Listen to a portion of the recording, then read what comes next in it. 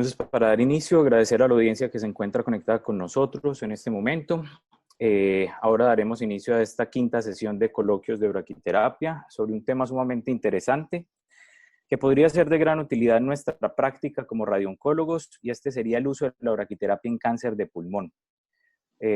Como moderador, en esta sesión tenemos al doctor Apolo Salgado, médico radiooncólogo, director del Departamento de Radioterapia del Instituto Nacional del Cáncer de Chile, líder y gran entusiasta de esta iniciativa sobre coloquios en braquiterapia, y quien les habla, David Martínez, médico radiooncólogo de la Corporación AUNA en Lima, Perú, y director de Educación e Investigación para Latinoamérica de Rayos contra el Cáncer. Antes de dar inicio a la charla, primero que todo daremos unas breves instrucciones respecto a la dinámica de participación y recordarles que en esta y otras actividades que la organización está desarrollando se encuentran disponibles en nuestro canal de YouTube, tanto sobre braquiterapia, radiocirugía y otros temas de interés de la especialidad. La audiencia permanecerá con los micrófonos en silencio en aras de evitar posibles interferencias de audio. El chat box que pueden ver acá podrán ir formulando las preguntas, además de poder solicitar la palabra levantando la mano, donde se habilitarán los micrófonos en orden de solicitud. Durante la charla activaremos el box de encuesta virtual en los tiempos que el speaker indique para una participación más interactiva. Y sin más preámbulo, entonces le doy paso al doctor Apolo Salgado para que haga la presentación del ponente del día de hoy.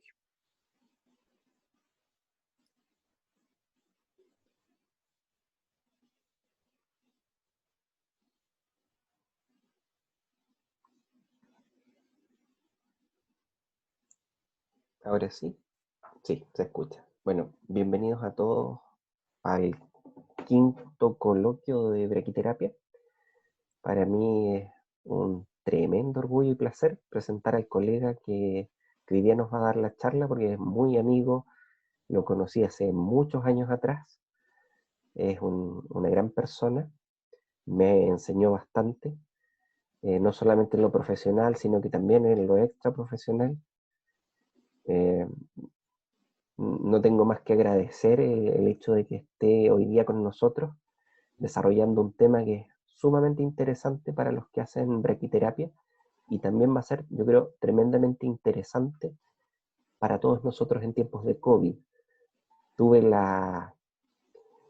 eh, la suerte de poder revisar la presentación previamente y me llevé una muy buena sorpresa. Yo pensé que, claro, la braquiterapia era para algunas cosas bien puntuales y me sorprendió un par de diapositivas. Yo los voy a dejar con Alejandro, pero quisiera antes, eh, no sé, David, si puedes generar una pequeña encuesta para todos los presentes, que es muy sencilla, es responder sí o no nomás a algunas preguntas en relación a este tema en particular, porque queremos saber un poco de ustedes en relación a estos temas. David, no sé si puedes generar la consulta. Se les va a activar en este momento un box donde van a poder votar. Deben contestar todas las preguntas y luego enviar la votación para que pueda ser efectiva.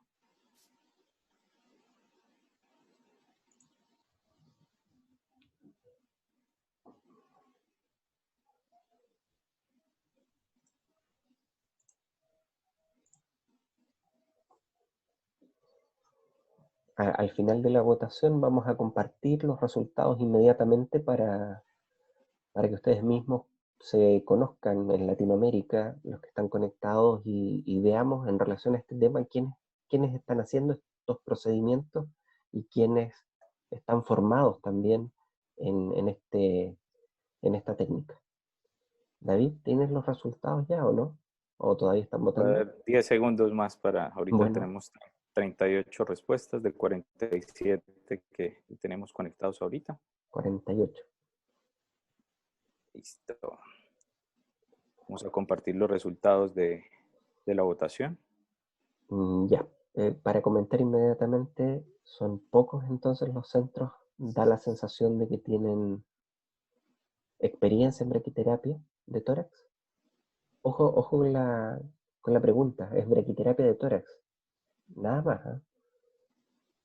Y lo otro es que lamentablemente, esto yo creo que es transversal en gran parte del mundo, la formación en braquiterapia es un déficit importante y acá está, en la segunda pregunta, se pone de manifiesto, digamos, ese problema.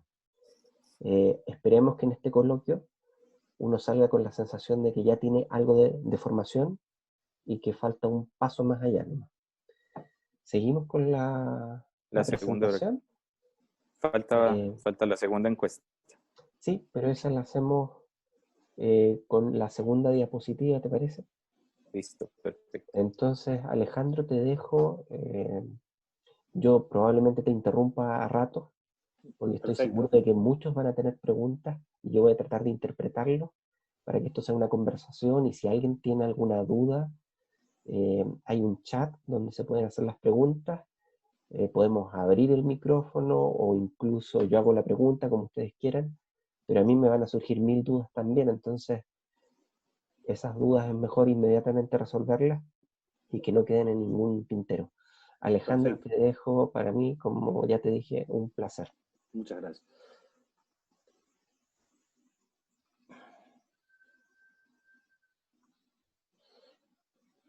Bien, ¿se ve ahí la diapositiva? Perfecto. Ya. Bueno, primero que más que nada agradecer a los organizadores de estos coloquios, que bienvenidos sean, yo creo que le hacen mucho bien a la braquiterapia. A ti, Apolo, muchas gracias por la presentación y el aprecio, sabes que es mutuo, hemos trabajado juntos mucho tiempo, así que hemos aprendido, yo creo que uno del otro, probablemente yo más de ti que tú de mí. Así que, bueno, vamos a hablar de braquiterapia del cáncer de pulmón. Dame un segundito. La primera diapositiva es un poco para ubicarnos. El cáncer de pulmón es sin duda el tumor maligno más frecuente después del cáncer de piel. Es la primera causa de muerte. Es segundo en hombres después de próstata y segundo en mujeres después de mama.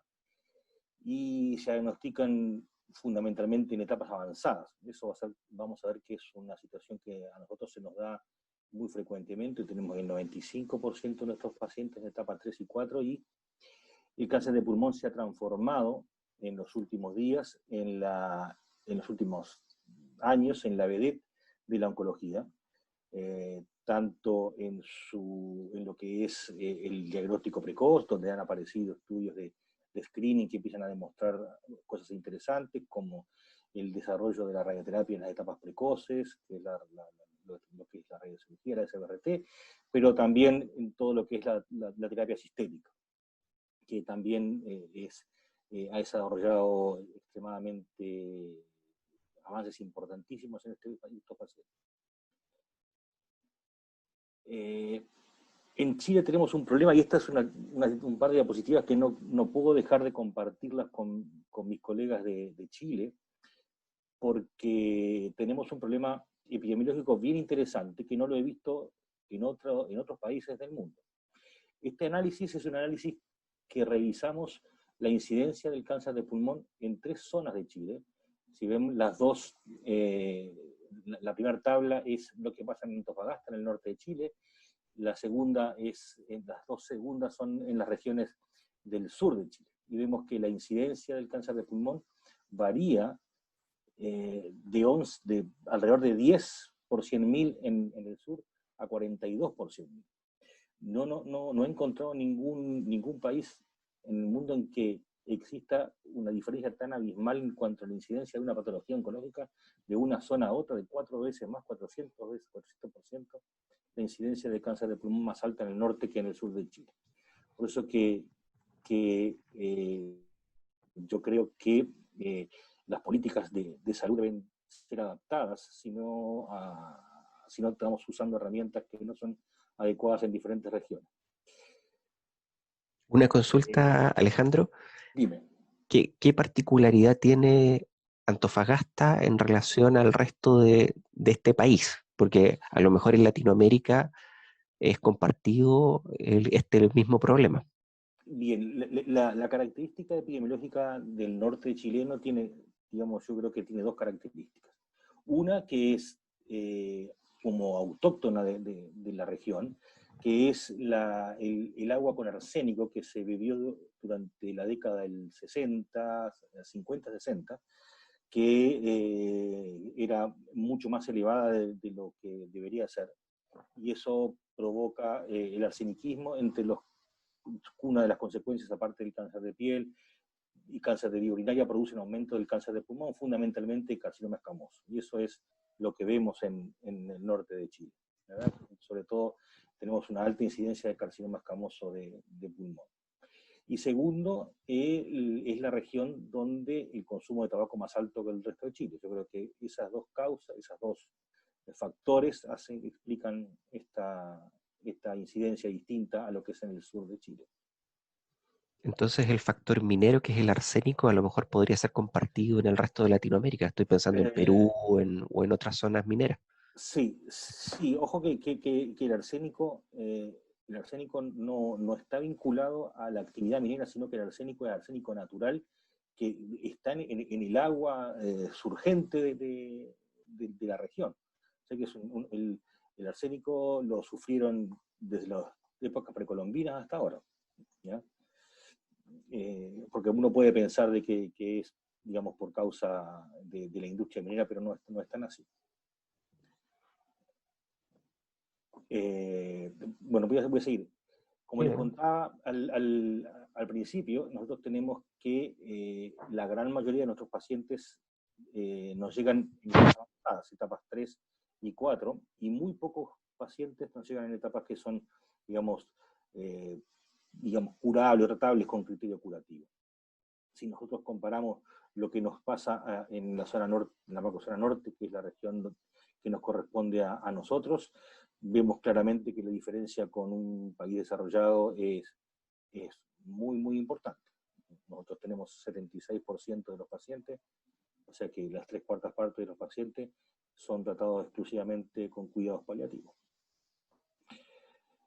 Bien, a mí me gusta mucho la historia y siempre que hago una presentación empiezo por analizar qué es lo que sucedió y uno cuando habla de braquiterapia en cáncer de pulmón piensa que es algo súper moderno, que es algo que se está empezando a ver ahora, pero sin embargo empezamos a revisar hacia atrás y vemos que existe harta información de las Alejandro, primeras... una Dime. consulta porque yo no sé si el resto lo comparte, pero tengo la pantalla corrida. No sé si eso me ocurre a mí nomás o al resto.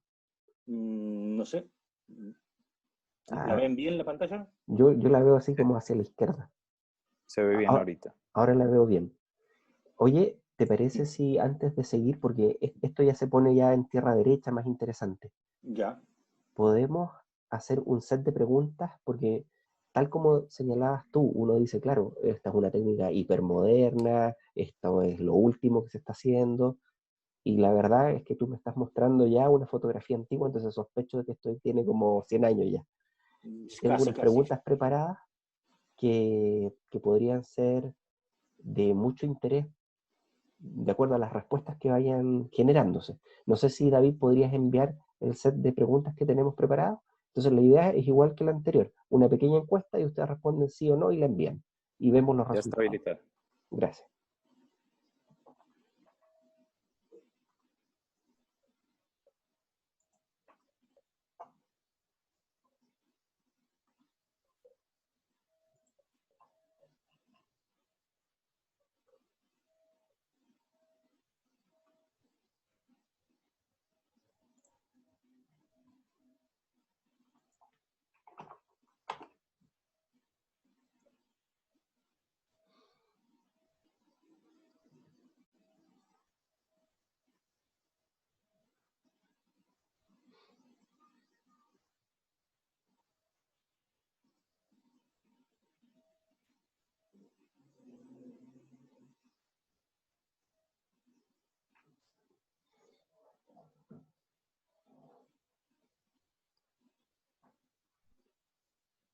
cerramos la votación cuando estén todos completos, ¿te parece?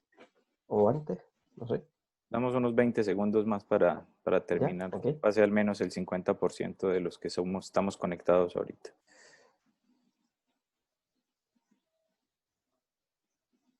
Estas preguntas las preparé yo, digamos, en forma aleatoria y después las pusimos en la presentación, ¿ah?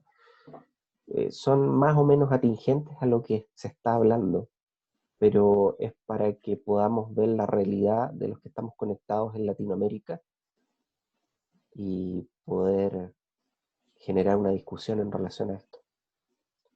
Ya estoy compartiendo los resultados. ¿Sí? Entonces tenemos quienes tienen braquiterapia endobronquial en la cartera de servicios.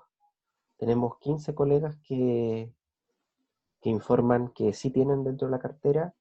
Los que hacen intersticial son 11. Los que la hacen efectivamente son 8 colegas. ¿Y cuántas al año? La gran mayoría hace bien poquitas.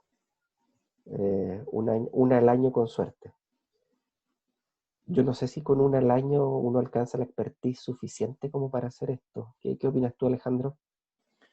La expertise, se necesitan más casos para poder adquirir una expertise, pero el equipo es fundamental, más que el radioterapeuta.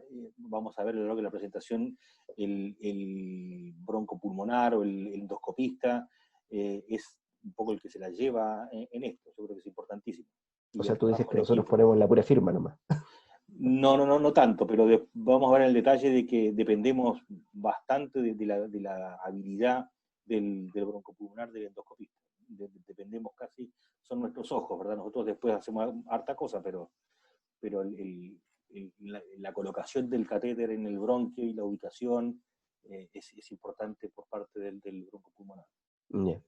Yo hice esta pregunta que dice, ¿qué tasa de dosis usan? Porque yo cuando me formé en braquiterapia dije, bueno, braquiterapia de pulmón, inmediatamente dije bronquio, y eso es alta tasa, es sinónimo de alta tasa, o sea, yo no le veo ningún uso a la baja tasa.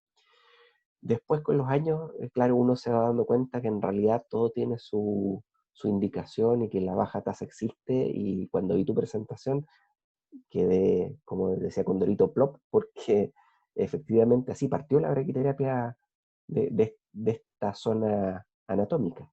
Entonces dije, bueno, vamos a incluir, y ahora me llevo otra sorpresa, que hay colegas que usan baja tasa en pulmón, o en tórax por lo menos. Entonces ya es Sí, como, wow, en Latinoamérica esto existe.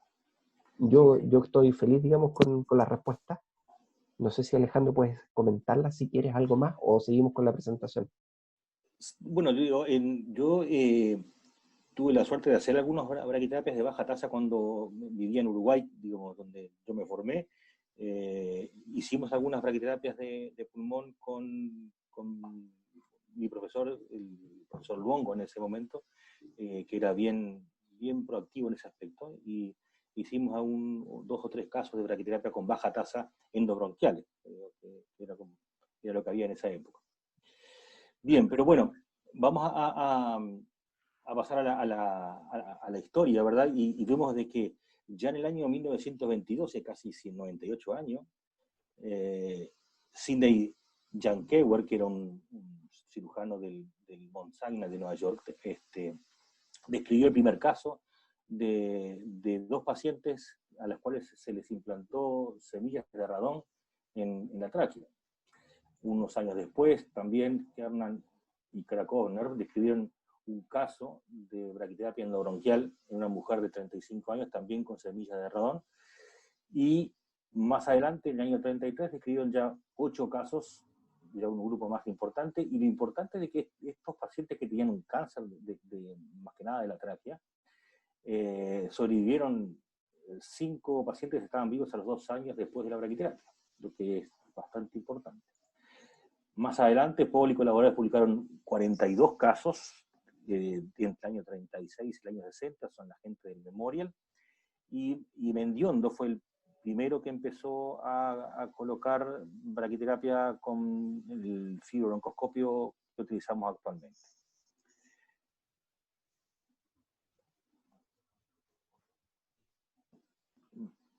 Bien, acá por suerte pude conseguir algunas de las citas que revisé. Esta es la cita original de Kernan del año 33, y podemos ver ahí, bueno, no se ve muy bien, pero se ven las semillas de radón colocadas en el bronquio fuente izquierdo. Lo mismo la serie del doctor Poole, que ya planteaba como una herramienta útil para las lesiones centrales en el bronquio fuente o en la vía aérea principal, una herramienta interesante para este grupo de pacientes.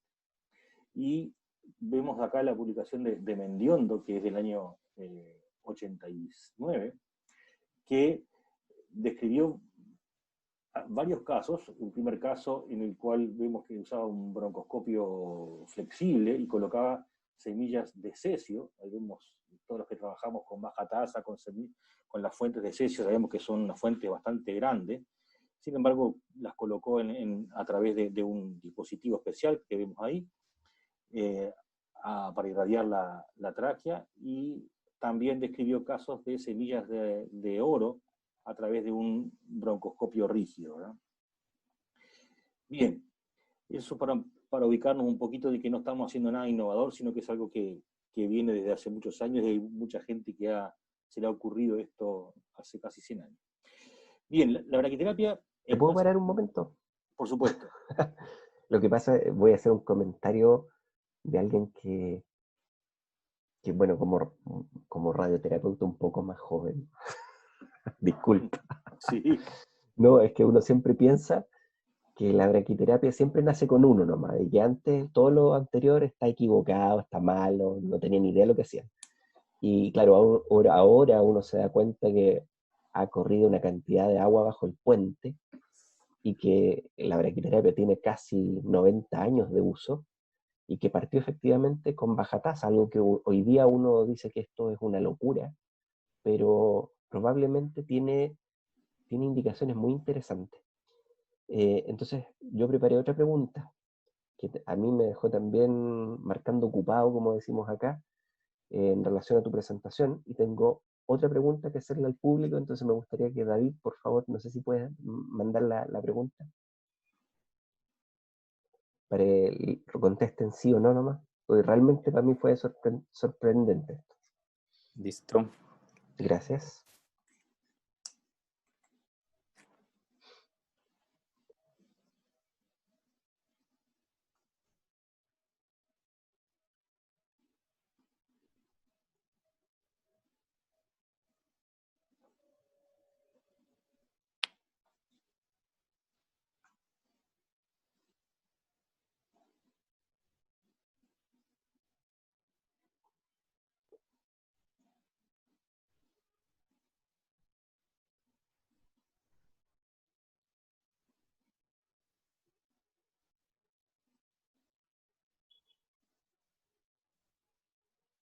Te doy tiempo para que aproveches de tomar agüita, ¿viste, Alejandro?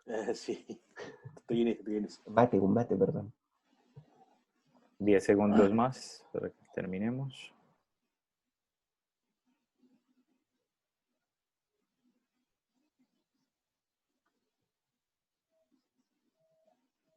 Listo. Ya, perfecto. La pregunta está formulada porque justamente en esta diapositiva yo me encontré con una sorpresa, y en la siguiente. Dice, bueno, con braquiterapia y todo lo que hemos visto es endobronquial en estos momentos, ¿qué indicaciones uno le ve a esta técnica?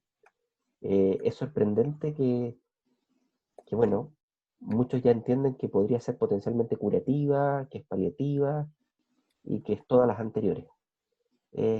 Es interesante porque estamos viviendo tiempos de COVID, y aquí yo tuve una sorpresa en relación a esa indicación. Adelante, Alejandro. Bien, gracias, Apolo. Bueno, la braquiterapia en cáncer de pulmón podemos dividirla en dos grandes grupos, lo que es la braquiterapia endobronquial y la braquiterapia intersticial.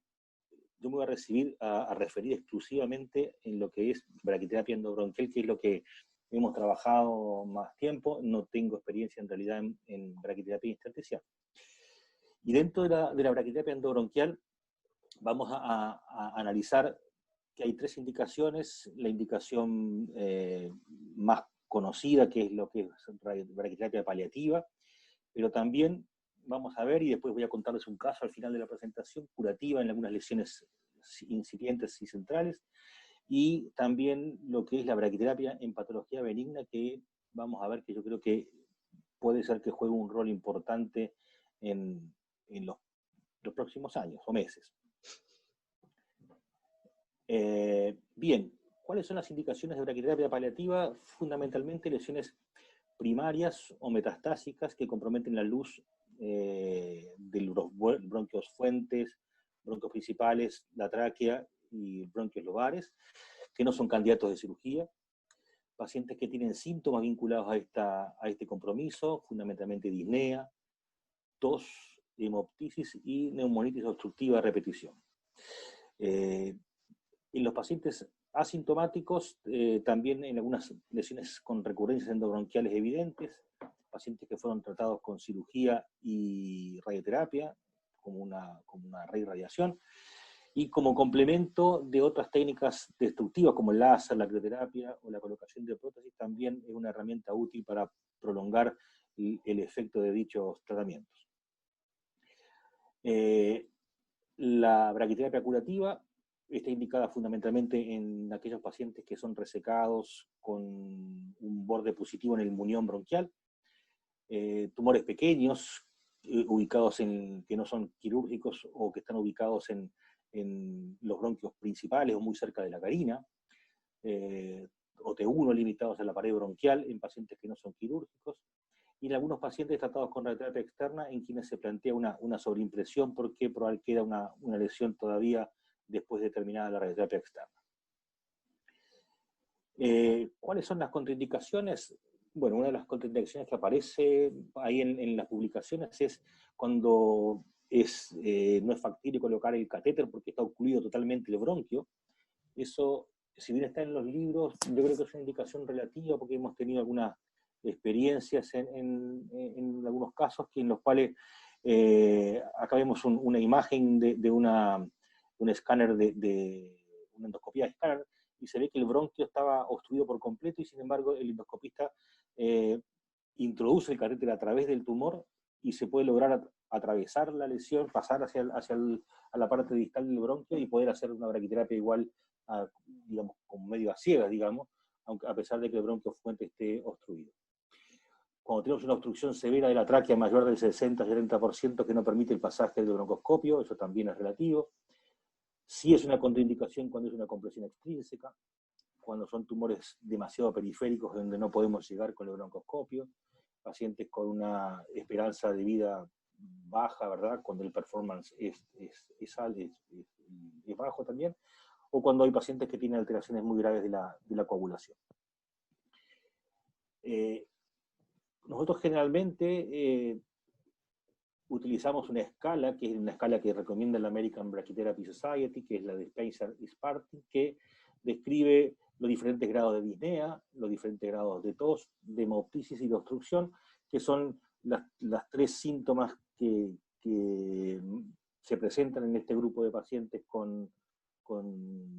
van a requerir braquiterapia endobronquial. Existen ya guías, la Sociedad Americana de Braquiterapia ya planteó cuáles son las dosis que se requieren para este tipo de tratamientos. Generalmente para la radioterapia paliativa son fracciones de 6 a 10 Gray, entre 2 y 4 fracciones. Para la radioterapia exclusiva también, aunque el número de fracciones es mayor. Lo que estábamos hablando hace un instante de lo que es braquiterapia de baja tasa y alta tasa, eso ya se revisó bastante y existen publicaciones. Esta es una publicación del doctor Lo, que compara braquiterapia de baja tasa con alta tasa, y los resultados que vemos acá en la tabla que está abajo, vemos que no son tan distintos. Sin embargo, hoy, si se dispone de alta tasa, sobre todo por el confort del paciente, es, digamos, impensable hacer baja tasa. Yo creo que solamente en el caso de que no tengamos la posibilidad de hacer alta tasa, dejar a un paciente con un catéter colocado durante un día o 2 días no es muy bonito que digamos. Nosotros hace unos años hicimos una revisión de la literatura cuando trabajaba en el Instituto Nacional del Cáncer, y publicamos esa revisión en una revista interesante, y encontramos de que esa revisión de un número importante de trabajos nos mostraba de que hay un tratamiento útil para los síntomas obstructivos, sobre todo la tos, la otitis, la atelectasia y la disnea, que era lo que yo contaba al principio. Dolor y la disfagia no son síntomas vinculados a las lesiones, digamos, endobronquiales, por lo tanto no son síntomas que podamos manejar con esta técnica de tratamiento. La indicación principal en la literatura era fundamentalmente en pacientes que ya habían sido irradiados con anterioridad y cuando tenían una función pulmonar límite, y lo interesante es que el alivio de los síntomas es súper rápido, entre 24 y 48 horas después de la aplicación, y series importantes mostraban de que la mejoría iba entre 6 meses a 12 meses. Acá vemos una tabla donde se revisaban varios de los trabajos que analizamos en esa revisión de la literatura, y había grupos con números importantes de pacientes, de más de 300 pacientes, y todos encontraban más o menos lo mismo, con cifras de mejoría bien interesantes. Digamos, la respuesta sintomática en esa revisión de la literatura mostraba que la hemoptisis se mejoraba entre el 67 y el 70%, la disnea entre el 33 y el 100%, la tos entre el 46 y el 88%, y la obstrucción atelectásica entre el 20 y el 83%. Uno de los trabajos publicados más recientes es el grupo de Australia, que una vasta experiencia, con 20 años de seguimiento, muestra más o menos resultados similares, con mejorías, digamos, muy altas, digamos, alrededor del 70 al 90% de la respuesta frente a los síntomas vinculados a la obstrucción de la vía aérea, y una baja tasa de complicaciones, ¿verdad? Sabemos que ningún paciente tuvo complicaciones mayores a G2. Y este análisis también interesante, que analiza la calidad de vida de los pacientes, muestra de que claramente los pacientes mejoran su calidad de vida con el empleo de esta técnica de tratamiento, ¿no? Digamos, muestran valores significativos en lo que es la calidad de vida antes y después de la braquiterapia endobronquial. Ahora, nosotros trabajamos con esta técnica y publicamos nuestros datos hace un tiempo, y voy a analizarlos ahora, ¿verdad?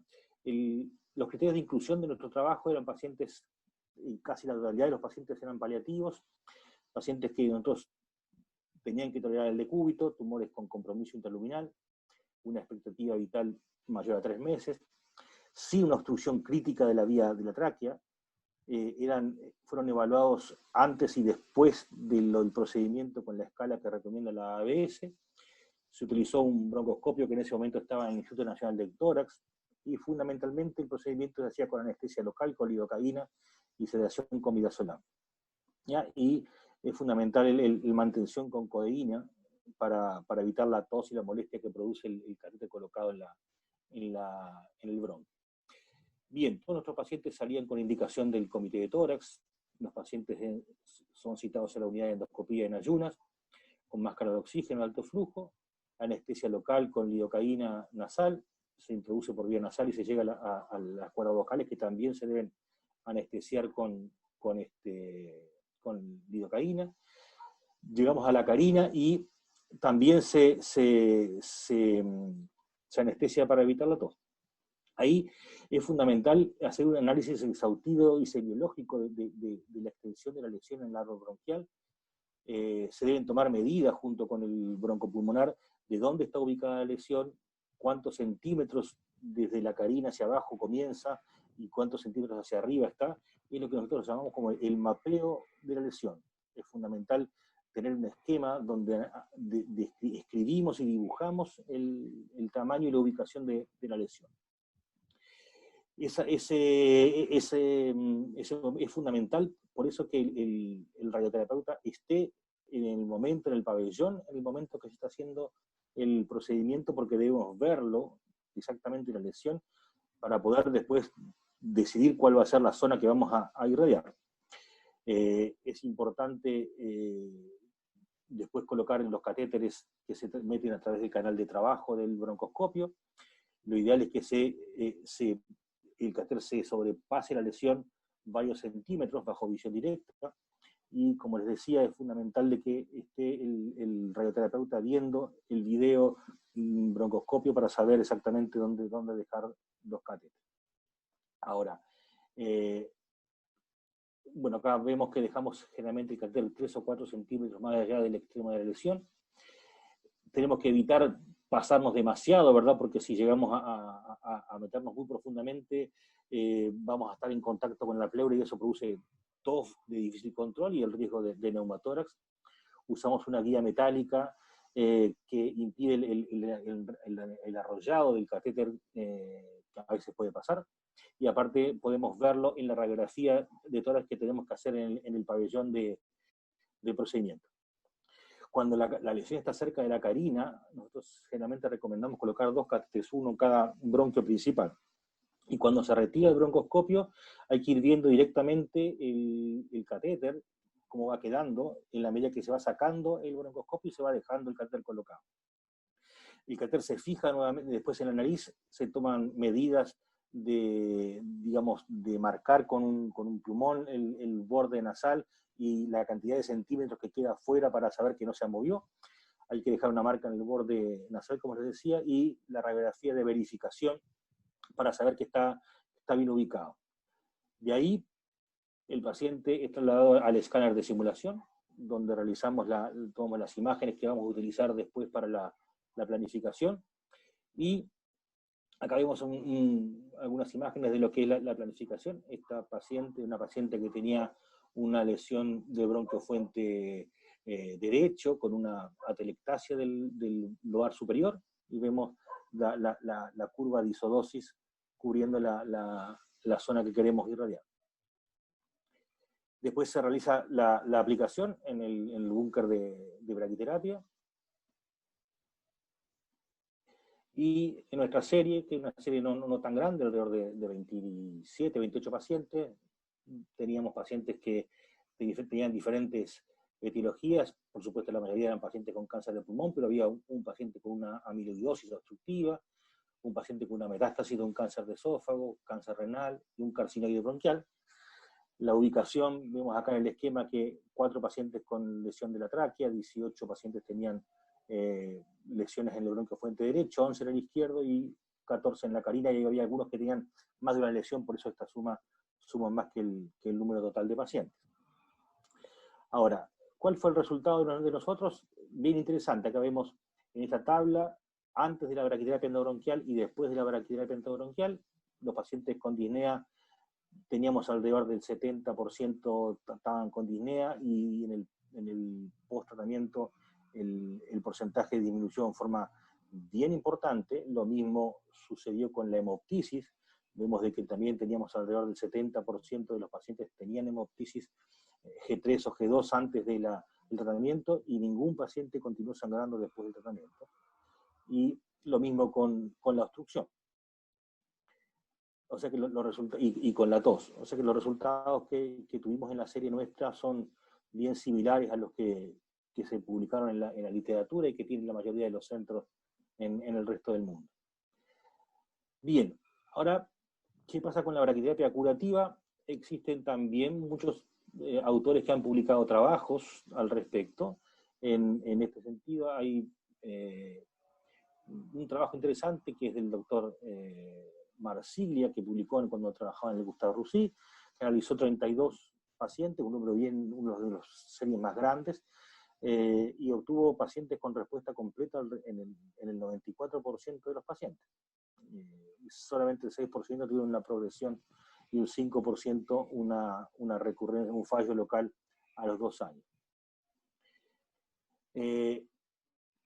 También existen varias series que analizan el empleo de braquiterapia endobronquial junto con radioterapia externa, y acá vemos los diferentes trabajos, sobre todo como sobreimpresión, o cuando hay una persistencia lesional después de terminada la radioterapia externa. Bien, quería contarles este caso porque al principio, como decía Apolo, sonaba como raro que la braquiterapia endobronquial curativa. Sin embargo, quería contarles uno de los casos que tuvimos aquí en Antofagasta, un caso clínico de un hombre de 45 años que trabajaba en faena vinera, tabaquista crónico, y que el paciente consultó por un flemón amigdalino que evolucionó a una mediastinitis, por lo que se hospitalizó en la UTI del Hospital Regional, y en una de las broncoscopías que se hizo en este caso, apareció una lesión de 3 milímetros, a pocos milímetros a 3 milímetros de la carina, y digamos de 6 milímetros de diámetro en el bronquio fuente derecho.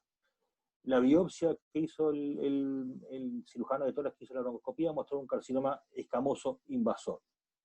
Ahí vemos la lesión, se ve ahí, donde está la lesión, no sé si llegan a verla, ven mi flechita, y por lo tanto es un paciente que era irresecable porque la lesión está casi en contacto con la carina, así que decidimos realizarle braquiterapia endobronquial y se colocaron 2 catéteres, que son los que vemos ahí. Acá podemos ver la zona que se irradió. Hicimos 3 fracciones de 7 Gray en semanas consecutivas, y probablemente no nos quedamos muy contentos con la dosis suficiente, así que se hizo, aparte de la radioterapia de braquiterapia, una dosis extra de radioterapia externa a la zona de la carina. Ahí vemos las curvas de isodosis del implante. Otra imagen similar de la zona que irradiamos. Y el paciente lleva ya 2 años y algunos meses de sobrevida, y la broncoscopía muestra que hay una respuesta completa. Y dejó de fumar. Bien, por último, quería contarles también que la braquiterapia es una herramienta que se ha utilizado y se utiliza en patología benigna. Existe, por ejemplo, el tejido de granulación hiperplástica post-trasplante, que se da alrededor entre el 5 y el 20% de los pacientes. Eso es una patología que es algo parecido a lo que pasa con los queloides, ¿ya? Es una hiperplasia del tejido conectivo que aparece después en la zona de anastomosis bronquial, y lo mismo se ve en los pacientes con intubación prolongada. En estos pacientes, yo creo que en lo que estamos viviendo ahora en la pandemia, vamos a tener hartos pacientes con antecedentes de intubación prolongada, y esos pacientes muchas veces hacen tejido de granulación, una especie de queloide endobronquial que se ha descrito como resultados bien interesantes con el tratamiento de braquiterapia en este grupo de pacientes. Bueno, acá quedó colgada la radioterapia externa del paciente anterior curativo, se traspapeló la diapositiva.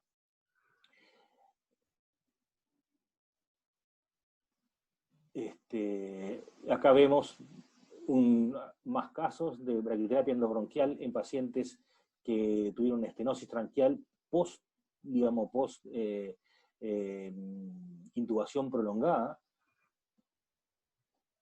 y vemos que hay resultados bien interesantes a largo plazo. Esta es una publicación más reciente, de hace aproximadamente 5 años. Bien, en conclusión, yo creo que la braquiterapia es una herramienta útil que tenemos para el tratamiento de pacientes con síntomas vinculados a la obstrucción de la vía aérea principal y de los bronquios.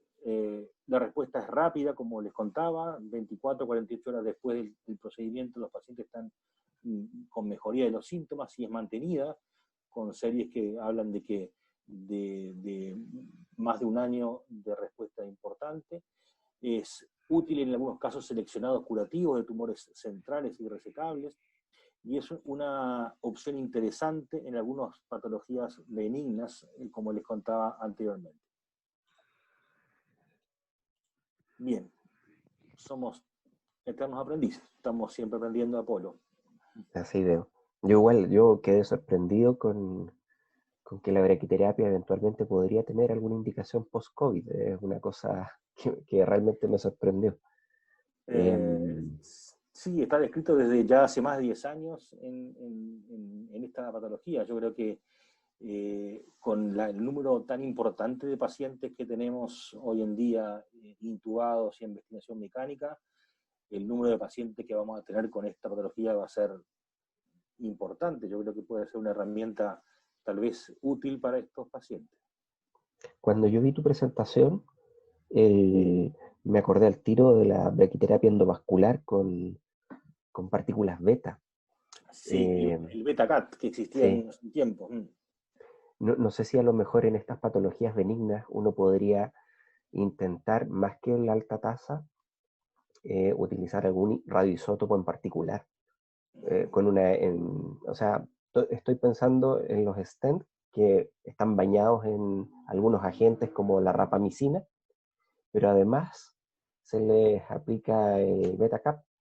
Y no sé si existe algún aparato similar para los bronquios, porque yo creo que sería de mucha utilidad para hacer una braquiterapia aún más exacta. No sé cuál es tu opinión.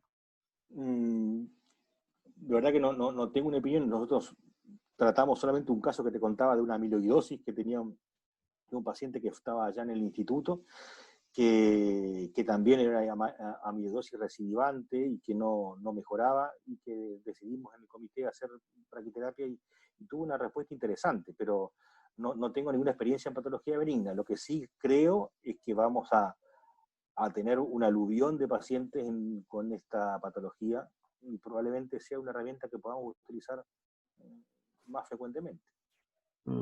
Pero no sé, no tengo idea si se puede usar el beta-cat. Yo creo que también se dejó de usar la braquiterapia vascular, digamos, una vez que aparecieron los stent y los stent medicados y una cantidad de herramientas que hacen que se haya dejado de utilizar. En una época, digo, trabajamos, intentamos armar un tema de braquiterapia endovascular, tanto para las fístulas arteriovenosas de los pacientes renales, como también en las posangioplásticas, pero eso no tuvo un buen andar.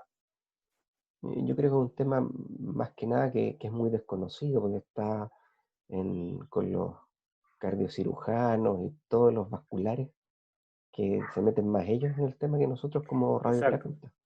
Exacto, sí. Yo recuerdo por el año 2000, 2001, 2002, en Washington el doctor Ron Waskman tiene ahí un libro incluso con lo que es braquiterapia endovascular, pero como que la cosa finalmente no prendió. Es verdad. Tengo una consulta, Alejandro, porque a lo mejor muchos de los que están presentes en estos momentos puede que tengan los catéteres guardados y nunca los han desempolvado desde que les llegó el equipo de braquiterapia alta tasa. A lo mejor este es el momento. ¿Alguna recomendación como para partir la técnica para todos los colegas que no han iniciado esto porque no saben cómo hacerlo, o a lo mejor no tienen el contacto con un broncopulmonar que les haga la fibrobronco? Por ejemplo, cuéntales la experiencia que nosotros tuvimos en el instituto, porque uno piensa, ya, yo tengo el broncoscopista al lado, me hace el asunto, pongo el catéter, me voy al escáner, doy 2 pasos y llego al búnker. Bien, bueno, lo primero que tenemos que todo radioterapeuta que quiera digamos, empezar con la técnica de braquiterapia endobronquial debe conseguirse un partner broncoscopista que esté también entusiasmado. Nosotros tuvimos la suerte de trabajar con el doctor Isamit, que era el jefe de broncoscopía del Instituto Nacional del Tórax en aquella época, que era súper entusiasta de la técnica, y hicimos una relación bien bonita con el doctor Isamit. Acá también, ahora en Antofagasta, con algunos colegas que también son entusiastas y nos ayudan. Y por supuesto, tanto en Santiago como en Antofagasta teníamos el inconveniente de que el lugar donde se hacía la endoscopía estaba muy distante del lugar donde se hacía la braquiterapia. O sea que teníamos que mover el paciente de un hospital a otro. Acá también nos pasa lo mismo. Sin embargo, se puede hacer. Digamos, no es algo intolerable. Los pacientes con las gotitas de codeína andan bien. Lo fundamental es que no se mueva el catéter, digamos, se verifique la posición con un rayo X en el momento de la colocación, y después se simula en el escáner de radioterapia. Se puede hacer, no es una técnica compleja, no es una técnica que tenga complicaciones, y es una técnica que da mucha satisfacción. ¿Tú lo harías si no tuvieras a mano un escáner? Bueno, lo hemos hecho. Al principio, cuando en el instituto, cuando recién empezamos, era difícil acceder al escáner, así que lo hemos hecho con radiografía. Digamos, se puede hacer 2D. Y lo ideal es tener un escáner. Seguro que de hacerlo es más fácil. ¿Hay alguna complicación que recuerdes o algo en lo cual uno diga? Porque de repente uno es muy fácil decir, me entusiasma la técnica, la hago, pero de repente uno debiera también ver el otro lado de la moneda y decir, no, en este caso lo voy a dejar pasar y este no es un buen candidato para braquiterapia. Bueno, está descrita la hemoptisis masiva en algunos casos, ¿verdad? Pero está descrita en las series que nosotros revisamos en menos del 1%. Nosotros, por suerte, no tuvimos ningún caso con esa complicación. Felizmente. Felizmente. Ahora, en relación al dispositivo, porque nosotros usamos catéter, pero la industria también provee de sistemas de fijación endobronquial bien, o sea, bien Sí. profesionales para lo que disponemos. ¿Podrías comentarnos un poco de eso? Bien, sí, existen catéteres especiales para bronquio, que tienen, digamos, como unas patitas que lo hacen que se pueda ubicar más central al bronquio, como que distante de las paredes bronquiales. Nosotros no tenemos esos catéteres, nosotros tenemos los catéteres simples que se pueden usar, digamos, para otras patologías, usamos esos mismos catéteres que son los que pasan por adentro del canal de trabajo. Pero existen, digamos, todos los libros de accesorios de braquiterapia nos muestran de que hay catéteres especiales y no tengo experiencia con ese tipo de catéteres. No sé si en el instituto tienen ahora algún accesorio de eso, nosotros no hemos comprado. Hemos fabricado algunas cosas con la impresión 3D, pero estamos tratando de diseñar justamente un dispositivo para que todos los colegas entiendan que el catéter queda céntrico al bronquio y no excéntrico, porque si no genera una hiperdosis en la parte vascular, que esa es en el fondo el mayor miedo que le tiene uno. Sí, nosotros no hemos trabajado con eso. Digo, también estamos empezando a jugar con la impresora 3D, así que una idea después que podemos intercambiar ideas contigo. Ahora, si me permites de pronto hacer algunas preguntas del chat. El doctor Jorge Luis Zaragoza nos pregunta, ¿cuál sería la indicación de braquiterapia endobronquial para pacientes post-intubación? Y si existiría alguna técnica funcional que pueda guiar su indicación, como el BEP, el DELCO, etcétera. Bien, lo que aparece en la literatura, digamos, es que los pacientes que tienen intubación prolongada, muchos de ellos, hasta el 20% de los pacientes desarrollan una cicatriz, digamos, un crecimiento de tejido conectivo a nivel endobronquial que produce una obstrucción de la vía aérea. Ahora, esto se puede resecar o cauterizar con diferentes técnicas endobronquiales, pero eso vuelve a crecer. Es exactamente lo mismo que sucede con los queloides, que se resecan y vuelven a aparecer, se resecan y vuelven a aparecer. Ahora, lo que está descrito en la mayoría de las publicaciones es de que en estos pacientes que se resecan una vez y vuelven a crecer, se hace la resección y se le hace la aplicación de la misma forma que hacemos para el queloide, ojalá antes de las 24 horas de la resección, una aplicación de braquiterapia, y ellos indican alrededor de 6 Gray, 6 a 7 Gray en una fracción, y con eso logran que disminuya la reobstrucción de la vía aérea. Alejandro, preguntan, porque también es una cosa que, claro, uno la da por hecho, porque tenemos costumbre, pero las fracciones de tratamiento, cuando uno escoge un sistema de fraccionamiento, ¿es una vez todos los días? ¿Es una vez a la semana? ¿Una vez al mes? Una vez a la semana. La mayoría de las series publican una vez a la semana, nosotros siempre hicimos una vez a la semana. ¿Y qué dosis, por ejemplo, para hemostasia o desobstrucción? Entre 7 y 7.5 Gray por cada fracción, a 1 centímetro generalmente de la fuente. Por eso es importante el escáner para saber si hay alguna zona que está muy cerca de la pared bronquial. Vamos a tener que bajar la dosis de fracción. Digamos, uno tiene que cierta flexibilidad en ese aspecto.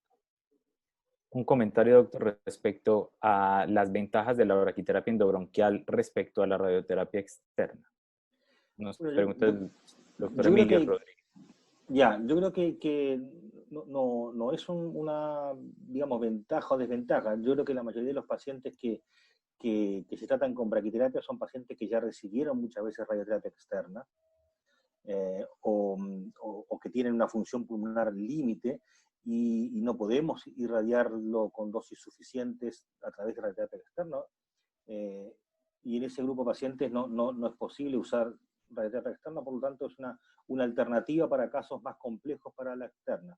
Sin duda que la radioterapia externa es una herramienta súper útil para la paliación de síntomas del cáncer del pulmón avanzado. Digamos, la braquiterapia tiene sus indicaciones puntuales y por eso que los grupos no son tan grandes como los de radioterapia externa. Pero yo creo que son alternativas.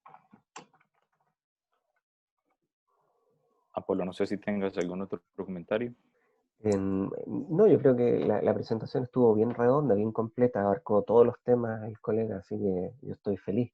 Hay sí Por la algunas última cosas. votación.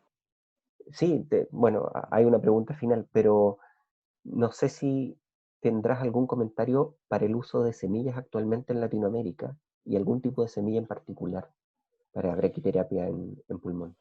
Mira, yo sé que se usan semillas más que nada para la braquiterapia intersticial, para dejar semillas, eh, digamos, de iodo, por ejemplo, en pacientes que son operados, resecados y que tienen una zona donde pueda haber un borde que sea escueto. No tengo ninguna experiencia en eso, no sé si en el instituto tienen alguna experiencia al respecto, pero eso es lo que vi que se hacía con semillas. Creo que están desutilizadas las semillas implantadas en la tráquea como se hacía hace casi 100 años. Bueno, comentar solamente que en relación a ese tema, yo lo estuve revisando hace poco y yo creo que hay dos limitantes, porque por el espectro de energía, el oro 198 es espectacular. Deberíamos tenerlo disponible en Latinoamérica. El problema es la vida media, porque no alcanza a bajarse del avión la semilla y ya está un poquito descargada. Y lo otro que encontré en la literatura muy interesante, y yo creo que también por problemas de costo no va a llegar a Latinoamérica, a no ser que todos comencemos a utilizar este tipo de semillas, es el Paladio 103, con una especie de malla que se llama Siva Chip, que es de una empresa americana, que tiene una gracia o tiene una particularidad, y se dejan los lechos quirúrgicos. Estoy pensando en muñón bronquial, cuando el borde es cercano, o incluso tumores eh, intrapulmonares, digamos, en el tejido, en el mesénquima, que tú resecas solamente la lesión con ciertos márgenes y tienes angustia de que es R1. Bueno, existe esta tela con Paladio 103 que es dirigida, no tiene, digamos, un borde activo y por el otro lado no. Entonces tiene esa gracia, esa plasticidad. También se usaban implantes en cabeza y cuello. Si lo buscan en internet, lo googlean, puede ser una alternativa interesante, pero yo creo que el precio va a ser prohibitivo para todos los colegas que estamos en Latinoamérica. Solamente como el dato free, el dato rosa que alguien puede ir a buscar y decir, sabes que esto podría ser una eventual solución para algunos pacientes. ¿Ya?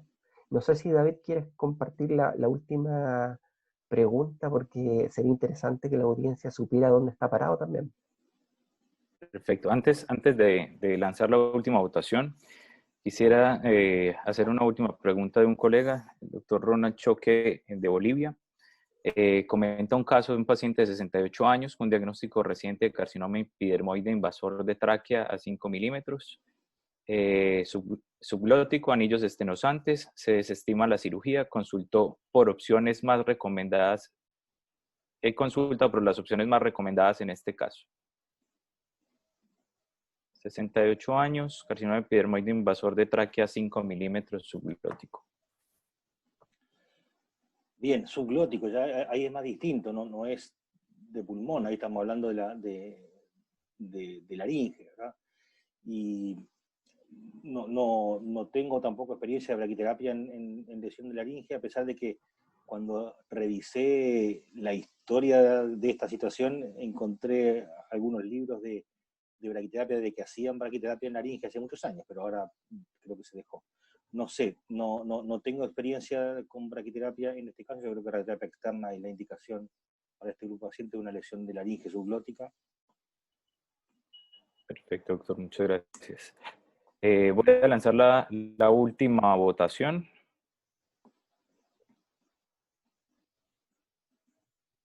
Ya está habilitada.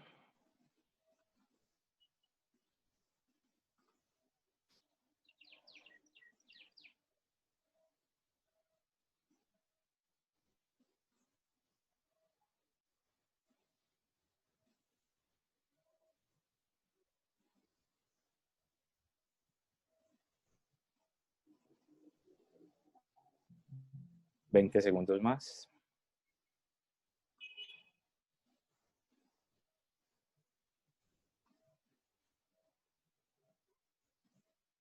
Aquí estamos. Interesantes resultados, Apolo. Son muy buenos, digamos. Bueno, este coloquio queda grabado y lo vamos a subir al canal porque hay muchos papers, mucha literatura acá, muchos comentarios que se hicieron que uno los puede volver a revisar después, porque evidentemente una parte es la teórica, pero llevarlo a la práctica a veces es lo más complicado y, y uno requiere volver a interiorizarse del tema, así que como esto va a quedar grabado, lo vamos a editar, lo vamos a subir al canal de Rayos contra el Cáncer y ustedes lo pueden revisar en cualquier oportunidad porque de seguro van a haber muchas dudas y probablemente van a requerir irse a los papers específicos o a lo mejor conversar con algún colega que lo haya hecho para alguna noción de indicación, etcétera. Alejandro, no sé si puedes tú compartir tu mail porque como tú tienes Sí, experiencia cada rato con esta cuestión. sí, sin duda. Digo, no sé si lo comparto en este momento. Es alejandro.santini@gmail.com. Otra vez tuyo, que seguramente todos tienen tu mail, no podemos contactar. Claro, entonces para que todos los colegas que sepan o que tengan interés en seguir investigando en el tema y si lamentablemente les toca una inflamación post-COVID o post-intubación prolongada, es el momento de comenzar a buscar esos catéteres que deben estar ahí perdidos y comenzar a darles uso. Esperemos que no sea el caso, pero siempre hay que estar preparados. Desde ya, todos invitados para un par de semanas más, para el próximo coloquio. Tenemos otro tema muy interesante.